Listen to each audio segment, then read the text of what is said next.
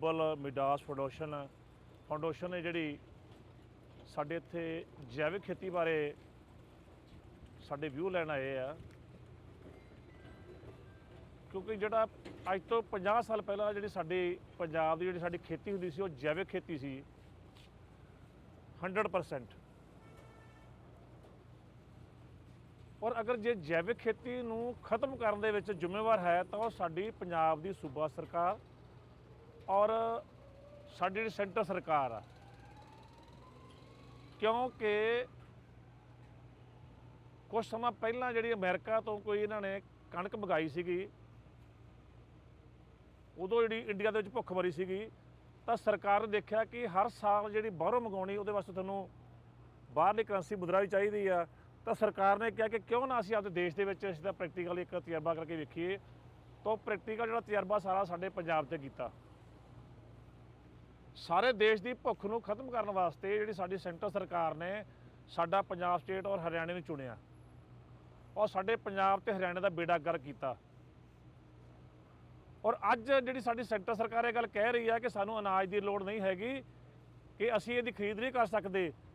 पहला सानूं सेंटर सरकार ने और स्टेट सरकार ने सानूं इस पासे धक्किया कि खादां और दवाइयां की वरतों करने वास्ते लाया, और अज सरकार कह रही है कि साडी जिहड़ी खेती हैगी आ करोना काल दे विच ਉਹ ਕਾਰਪੋਰੇਟਾਂ ਨੂੰ ਦੇਣ ਦੇ ਬਹਾਨੇ ਨਾਲ ਕਹਿ ਰਹੀ ਹੈ ਸਾਨੂੰ ਅਨਾਜ ਦੀ ਲੋੜ ਨਹੀਂ ਹੈਗੀ, ਔਰ ਸਾਰਾ ਜਿਹੜਾ ਸਟਾਕ ਹੈਗਾ ਜਾਂ ਕੋਈ ਵੀ ਜਿਹੜੀ ਪ੍ਰੋਸੈਸਿੰਗ ਸਿਸਟਮ ਹੈਗਾ ਸਾਰਾ ਇੱਕ ਪ੍ਰਾਈਵੇਟ ਕੰਪਨੀ ਅਡਾਨੀ ਨੂੰ ਦੇ ਰਹੀ ਆ। ਗੱਲ ਆਉਂਦੀ ਆ ਕਿ ਜੈਵਿਕ ਖੇਤੀ ਡਿਮਾਂਡ ਐਂਡ ਸਪਲਾਈ, ਡਿਮਾਂਡ ਸਾਡੀ ਘਟ ਗਈ ਆ, ਖੇਤੀ ਦੀ ਜਿਹੜੀ ਸਪਲਾਈ ਅਸੀਂ ਵਧਾ ਰਹੇ ਹਾਂ, ਇਸ ਕਰਕੇ ਸਾਡੀਆਂ ਮੁਸ਼ਕਲਾਂ ਆ ਰਹੀਆਂ, ਉਹ ਜਿਹਦੇ ਕਾਰਨ ਜਿਸ ਇੱਥੇ ਕੇਂਦਰ ਸਰਕਾਰ ਔਰ ਪੰਜਾਬ ਜਿਹੜੀ ਸਾਡੇ ਕਾਜ ਹਰਿਆਣਾ ਸਰਕਾਰ ਨੇ ਸਾਨੂੰ ਇੱਥੇ ਬੈਠਣ ਵਾਸਤੇ ਮਜਬੂਰ ਕੀਤਾ। ਗੱਲ ਆਉਂਦੀ ਹੈ ਕਿ ਕਿਵੇਂ ਜੈਵਿਕ ਖੇਤੀ ਨੂੰ ਕਿਸਾਨਾਂ ਨੂੰ ਪ੍ਰੇਰਿਤ ਕੀਤਾ ਜਾਵੇ, ਉਹਨਾਂ ਨਾਲ ਜੋੜਿਆ ਜਾਵੇ। ਜਿੰਨਾ ਚਿਰ ਪੰਜਾਬ ਦੇ ਵਿੱਚ ਜਿਸ ਤਰ੍ਹਾਂ ਐਨਜੀਟੀ ਕਹਿ ਰਹੀ ਹੈ ਕਿ ਪੰਜਾਬ ਪ੍ਰਦੂਸ਼ਣ ਪੈਦਾ ਕਰਦਾ, ਧੂਆਂ ਪੈਦਾ ਕਰਦਾ, ਧੂਏ ਦੇ ਕਾਰਨ ਕਿਸਾਨ ਦੀ ਖੇਤੀ ਕਾਰਨ ਪ੍ਰਦੂਸ਼ਣ ਪੈਦਾ ਹੁੰਦਾ, ਅਸੀਂ ਇਸ ਚੀਜ਼ ਨੂੰ ਨਹੀਂ ਮੰਨਦੇ। ਅਸੀਂ ਜਾਂ ਕੋਈ ਫਾਊਂਡੇਸ਼ਨ ਜਿਹੜੀ ਗਲੋਬਲ ਫਾਊਂਡੇਸ਼ਨ ਚਾਹੁੰਦੀ ਹੈ ਜਾਂ ਹੋਰ ਵੀ ਚਾਹੁੰਦੀ ਹੈ, कोई जथेबंदियां ਜਾਂ सरकार ਜਾਂ कोई एनजीटी ਚਾਹੁੰਦੀ ਹੈ ਤਾਂ ਅਸੀਂ खेती जैविक खेती ਕਰਨ ਨੂੰ ਤਿਆਰ ਹਾਂ। ਪਰ ਕੁਛ ਤਰੀਕੇ ਨਾਲ ਸਖਤੀਆਂ ਹੈਗੀਆਂ ਸਰਕਾਰ ਨੂੰ ਕਰਨੀਆਂ ਪੈਣਗੀਆਂ।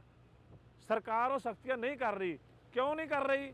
ਕਿਉਂਕਿ ਸਰਕਾਰ ਜਿਹੜੀ ਪੰਜਾਬ ਸਰਕਾਰ ਸੈਂਟਰ ਸਰਕਾਰ ਨੂੰ ਪੰਜਾਬ ਔਰ ਹਰਿਆਣਾ ਤੋਂ ਬਿਨਾਂ ਕੋਈ ਐਡਾ ਵੱਡਾ ਅਨਾਜ ਦਾ ਜਿਹੜਾ ਹੈਗਾ ਉਹ ਨਹੀਂ ਦੇ ਸਕਦਾ। ਇਕੱਲਾ ਪੰਜਾਬ ਤੇ ਹਰਿਆਣਾ ਹੀ ਜਿਹੜਾ ਹੈਗਾ ਸਾਰੇ ਦੇਸ਼ ਦੀ ਅਨਾਜ ਦੀ ਪੂਰਤੀ ਕਰ ਸਕਦਾ ਹੈ।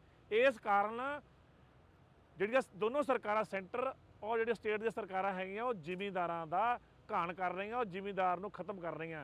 और जी साडी दोनों स्टेटां जी साडी जमीन हैगी आ उहदी जिहड़ी जमीन की स्थिति है सारी नूं खराब कर रहे हैं। हुण गल आउंदी किवें कंट्रोल किया जाए, किवें जैविक खेती नूं प्रोत्साहित किया जाए। सब तो पहलां तां मैं जिहड़ी एनजीटी हैगी आ एनजीटी नूं मैं एक बेनती करना चाहुंदा, जी साडी सुप्रीम कोर्ट दे विच साडी एनजीटी संस्था बनी हुई है कि पहलां साडे पंजाब दे विच्चों जिहड़ी खाद आ और पैस्टीसाइड जिहड़ी हैगी आ उहनूं घट किया जाए। मैं तो कहना कि 2-3 सालों में जिवें सरकार खरीद बंद कर रही है, ये नाल ही मैं चाहना बेनती करना चाहना एनजीटी नूं जो साडे माड़ा मोटा साडे ते हमला करदी है उन्होंने बेनती भी करना चाहना भी जिहड़ियां साडीआं हैगियां खादां बिल्कुल पंजाब दीआं बंद करो,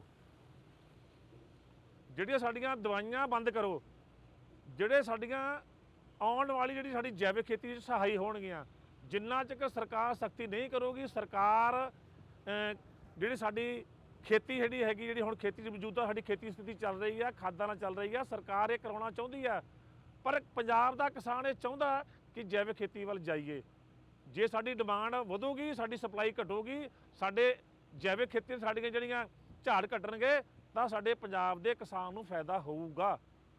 और असीं इहदे वास्ते जी साडी ग्लोबल फाउंडेशन हैगी आ असीं इहदे नाल सहमत हैगे आ। और असीं इह भी चाहुंदे आ ग्लोबल फाउंडेशन जिहड़े इन्हां दे वड्डे कोई चेयरमैन जां इन्हां दे जिहड़े चला रहे आ कि एनजीटी तो भी रिकमेंडेशन कराउण कि जिहड़ी पंजाब और हरियाणे नूं जिहड़ियां साडीआं फसलां नूं खादां ते इन्हां ने अमल ते ला दित्ता होया, 3-3 4-4 बोरियां पवा के साडे तो जिहड़ी अनाज दी जिहड़ी हैगी आ पूर्ति पूरी करवा रहे आ, वो साडे तो बेबसी है, साडे हत्थ खड़े आ। सरकार भी जवाब देगी है।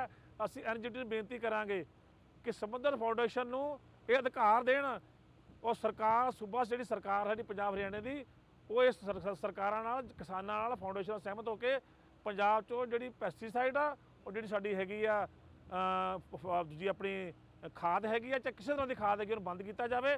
ਉਹ ਜਿਹੜੀ ਸਾਡੀ ਜੈਵਿਕ ਖੇਤੀ ਹੈਗਾ ਉਹਨੂੰ ਉਤਸ਼ਾਹ ਕਰਕੇ ਤੇ ਜਿਹੜੇ ਸਾਡੇ ਪੰਜਾਬ ਦੇ ਕਿਸਾਨ ਹੈਗੇ ਆ, ਡਿਮਾਂਡ ਤੇ ਸਪਲਾਈ ਦੀ ਜਿਹੜਾ ਫਾਸਲਾ ਪਿਆ ਹੋਇਆ, ਡਿਮਾਂਡ ਘੱਟ ਆ, ਸਪਲਾਈ ਸਾਡੀ ਜ਼ਿਆਦਾ ਹੋ ਰਹੀ ਆ, ਝਾੜ ਸਾਡੇ ਜ਼ਿਆਦਾ ਹੋ ਰਹੇ ਆ। ਇਹਦੇ ਕਾਰਨ ਜਿਹੜੀ ਪੰਜਾਬ ਤੇ ਹਰਿਆਣਾ ਦੀ ਕਿਸਾਨੀ ਹੈਗੀ ਆ ਉਹ ਡੁੱਬਣ ਕਿਨਾਰੇ ਆ।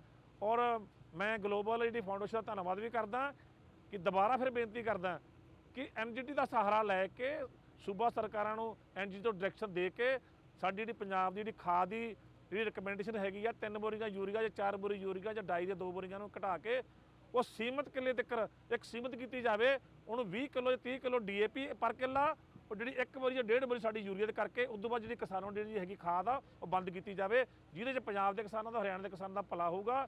ਡਿਮਾਂਡ ਵਧੂਗੀ, ਸਪਲਾਈ ਘਟੂਗੀ ਤਾਂ ਜ਼ਿਮੀਂਦਾਰਾਂ ਨੂੰ ਚੰਗੇ ਰੇਟ ਮਿਲਣਗੇ ਔਰ ਜ਼ਿਮੀਂਦਾਰ ਖੁਸ਼ਹਾਲ ਹੋਊਗਾ ਔਰ ਖਰਚੇ ਤੋਂ ਬਚ ਕੇ ਜਿਹੜੀ ਸਥਿਤੀ 'ਚ ਅਸੀਂ ਦਿੱਲੀ 'ਚ ਬੈਠੇ ਹੋਏ ਆ, ਇਹ ਸਾਨੂੰ ਬੈਠਣ ਤੋਂ ਅਸੀਂ ਬਚਾਂਗੇ ਔਰ ਆਪਦੇ ਘਰੇ ਸ਼ਾਂਤੀ ਨਾਲ ਅਸੀਂ ਜ਼ਿੰਦਗੀ ਨੂੰ ਵਧੀਆ ਇੰਜੋਏ ਕਰਾਂਗੇ। ਧੰਨਵਾਦ ਜੀ।